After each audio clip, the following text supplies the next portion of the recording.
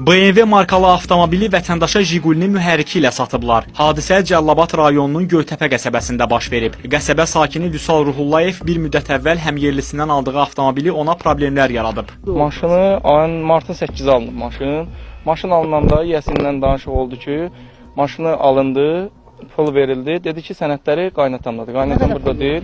Maşına verilib 650 manat. Sonra da maşını ustaya verilib, ustadan xərci yadı. Maşın ardısa 1000 manata gəlib durulub. Maşın verildi, maşın dedi ki, sənədləri verir. Maşını aldığı Elvin adlı şəxs sənədləşməni 3 gündən sonra edəcəyinə dair söz versə də, bir müddət keçdikdən sonra o sənədləşmə işlərini aparmaqdan imtina edib. Məlum olub ki, maşının üzərinə quraşdırılmış mühərrik qanunsuzdur. Vazgimiz 06 maşının motoru qoyulub. Motoru deyirəm ki, gətir yaxşı. Motorun tex pasportunu ver. Deyir o da yox. Deyirəm ben hansı servisdə qoydurursan, hansı şeydə qoydurursan. Mən də bunu almışam işlətmək üçün də. Ona görə bu çölə çıxartmıram. Polisə görə çıxartmıram. Tutuldu, cinayətdir. Sənəti yox, şey yox, hamısı. Maşın da masallı maşınıdır.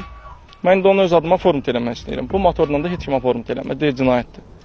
Sonradan o da məlum olub ki, BMW-nin sürətlər qutusu, eləcə də digər detalları da Jiguli markalı avtomobilin ehtiyat hissələri ilə əvəz olunub. Vüsal Ruhullayev məsələ ilə bağlı Göytəpə polis bölməsinə müraciət də edib. Məsələ ilə bağlı Baş Dövlət Yol Polisi İdarəsinin şöbə rəisi Kamran Əliyev bildirib ki, əgər avtomobilin mühərrikinin qanunsuz olaraq dəyişdirilməsi aşkar edilsə, cərimə meydançasına aparılacaq. Əgər yeni sahibinin maşınla bağlı sərəncam vermək hüququ varsa, polis idarəsinə müraciət edərək əvəz edilmiş mühərrikin texniki göstəriciləri yoxlanıldıqdan sonra idarə edilməyə icazə verilə bilər. Əks halda bu mümkün deyil. Vətəndaş aldadılır.